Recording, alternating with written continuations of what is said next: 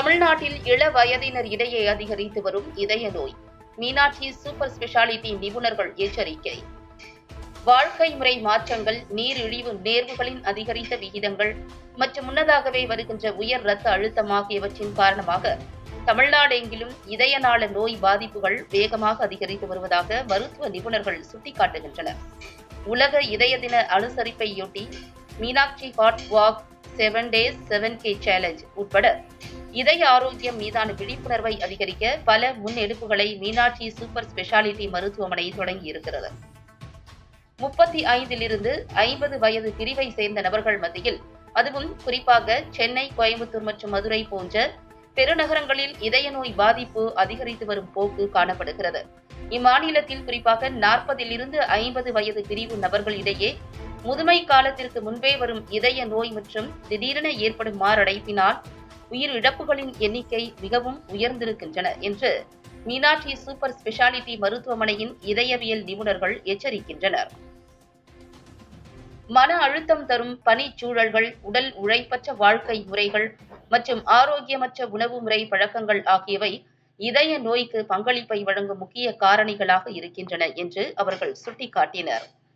இதயவியல் துறையின் தலைவர் மற்றும் முதுநிலை இன்டர்வென்ஷனல் நிபுணர் டாக்டர் கணேசன், இதயவியல் துறையின் முதுநிலை இன்டர்வென்ஷனல் நிபுணர் டாக்டர் சிவகுமார், இதயவியல் துறையின் முதுநிலை இன்டர்வென்ஷனல் நிபுணர் டாக்டர் செல்வமணி, இதயவியல் துறையின் முதுநிலை இன்டர்வென்ஷனல் நிபுணர் டாக்டர் சம்பத்குமார், இதயவியல் துறையின் முதுநிலை இன்டர்வென்ஷனல் நிபுணர் டாக்டர் ஜெயபாண்டியன், இதயவியல் துறையின் இணை மருத்துவ நிபுணர் டாக்டர் தாமஸ் சேவியர் பால் சிங், இதய மயக்க மருந்தியல் துறையின் தலைவர் மற்றும் முதுநிலை நிபுணர் டாக்டர் குமார், இதய அறுவை சிகிச்சை துறையின் தலைவர் மற்றும் முதுநிலை நிபுணர் டாக்டர் கிருஷ்ணன், இதய அறுவை சிகிச்சை துறையின் முதுநிலை நிபுணர் டாக்டர் ராஜன் ஆகியோர் ஒவ்வொரு ஆண்டும் செப்டம்பர் 29ஆம் தேதியன்று அனுசரிக்கப்படும் உலக இதய தினத்தையொட்டி செய்தியாளர்களிடம் பேசுகையில் தங்களது கருத்துக்களை பகிர்ந்து கொண்டனர்.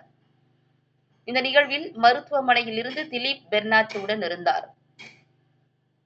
குறிப்பாக இள வயது நபர்கள் இடையே அதிகரித்து காணப்படும் நீரிழிவு, அதிக இரத்த அழுத்தம், உடற்பருமன் மற்றும் புகையிலை பயன்பாடு ஆகிய காரணிகள் இச்சூழ்நிலையை இன்னும் மோசமாக்கி இதய நோய்களுக்கு வழிவகுக்கின்றன என்று அவர்கள் குறிப்பிட்டனர்.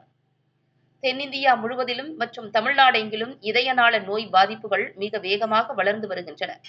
வாழ்க்கை முறை மாற்றங்கள், அதிக நீரிழிவு விகிதங்கள் மற்றும் முன்கூட்டியே ஏற்படும் மிகை இரத்த அழுத்தம் ஆகியவை இதற்கு முதன்மை காரணங்களாக இருக்கின்றன என்று அவர்கள் தெரிவித்தனர்.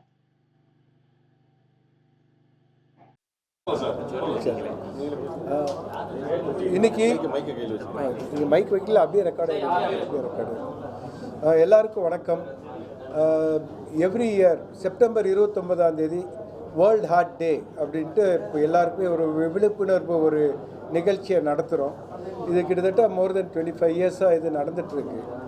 இது எதுக்காக வச்சுருக்கோம் அப்படின்னா, எல்லா பொதுமக்களுக்கும் எல்லாருக்குமே இந்த இருதய நோயை தடுக்கிற முறைகளை கொண்டு போகணும், இருதய நோய் வர்றதை குறைக்கணும் அப்படிங்கிறதுக்காக தான் இந்த வேர்ல்ட் ஹார்ட் டேன்ஸ் பண்ணியிருக்கோம். இதில் இப்போ என்ன சொல்ல வரோம் அப்படின்னா, இந்த எல்லா மக்களுமே இப்போ மாரடைப்பை தடுக்கிறதுக்கு என்னென்ன பண்ணணும் அப்படின்னா, பொதுவாக ஒரு 5 முக்கியமான விஷயங்கள் இருக்குது. நம்பர் 1 இப்போ ரொம்ப முக்கியமான காரணம் ஸ்ட்ரெஸ்ஸை குறைக்கிறதுக்கு என்னென்ன வழிகள் இருக்கோ அதை கண்டிப்பாக ஃபாலோ பண்ணணும். ரெகுலர் எக்ஸசைஸ் பண்ணணும். அதாவது ஃபிசிக்கல் ஆக்டிவிட்டி ஒரு வாரத்துக்கு மினிமம் 150 நிமிஷமாவது நடக்கணும், அல்லது ஒரு மாட்ரேட் இன்டென்சிட்டி எக்ஸசைஸ் பண்ணணும். அதே மாதிரி உணவு பழக்கங்களில் இந்த ஜங்க் ஃபுட்ஸ் அப்படிங்கிறத விட்டுட்டு நிறையா இயற்கை fruits like fruits, vegetables, protein items நிறைய சேர்த்துக்கணும். கார்போஹைட்ரேட், இந்த கொழுப்பை கொஞ்சம் குறைச்சிக்கிறது எப்போவுமே நல்லது. அதுவும் பேலன்ஸ்டு டயட்னு இருக்குது, அந்த அட்வைஸை ஃபாலோ பண்ணணும். யாருக்காவது சுகரு, பிபி அல்லது உடல் பருமன், ஒபிசிட்டி இதெல்லாம் இருந்துச்சுன்னா அதை கரெக்டாக செக் பண்ணி அதுக்கு வைத்தியம் பண்ணிட்டா மாரடைப்பு வர்ற வாய்ப்புகளை கிட்டத்தட்ட 80-90% தடுத்துடலாம். இன்னும் மெயினானது என்ன, இப்போ மாரடைப்பு வந்துருச்சுன்னா அதுக்கு என்னென்ன வைத்தியம் பண்ணணும், என்ன பண்ணணுங்கிறது ரொம்ப முக்கியமானது. பொதுவாக இதெல்லாம் வசதிகள் இருக்கக்கூடிய இடத்துக்கு போகிறது தான் நல்லது. இப்போ மாரடைப்பை ட்ரீட் பண்ணுறக்கூடிய வசதிக்கு இப்போ இந்த காலத்தில் கேத் லேப்னு ஒரு கருவிகள் இருக்கணும். அதே மாதிரி கேத் லேப் ஒர்க்கிங்கில் இருக்கணும். ஒரு நாளுக்கு 24 மணி நேரமும் வாரத்தில் 7 நாளுமே வந்து கேத் லேப் ஒர்க் ஆகிட்டு இருக்கணும். உடனடியாக போய் ஆன்ஜியோ பண்ணி அந்த பிளாக் சரி பண்ணினோம்னா ரிசல்ட்ஸ் ரொம்ப நல்லா வரும். ஸோ அந்த மாதிரி இடத்துக்கு நம்ம போய் ரீச் ஆகணும். நீங்கள் எவ்வளோ சீக்கிரம் அந்த மாதிரி இடத்துக்கு போய் அந்த வைத்தியம் பண்ணுறோமோ அத்தனை பெனிஃபிட் இருக்கும், அத்தனை பேரை உயிரையும் காப்பாற்றலாம். உங்களோட அந்த ஆஃப்டர் த ட்ரீட்மெண்ட் அவுட்கம்ஸும் நல்லா இருக்கும். ஸோ அதனால் நமக்கு என்ன அவேர்னஸ்னால், இந்த மாதிரி நெஞ்சு வலி வந்துருச்சுன்னா எங்கே போகணும் அப்படிங்கிற ஒரு விழிப்புணர்வும் எல்லாருக்கும் தெரியணும். ஸோ பேசிக்லி இது ஹார்ட் அட்டாக்னு தெரிஞ்சிருச்சுன்னா பெரிய சென்டர்ஸுக்கு அல்லது அது இம்மீடியட்லி நியரஸ்ட் சென்டர் எது இருக்கோ அங்கே போய்க்கிறது பெட்டர். இந்த அவேர்னஸ் எல்லாம் பப்ளிக்கு கொண்டு வரணுங்கிறதுக்காக தான் இந்த வேர்ல்ட் ஹார்ட் டேயை கொண்டு வரோம். வணக்கம், நன்றி.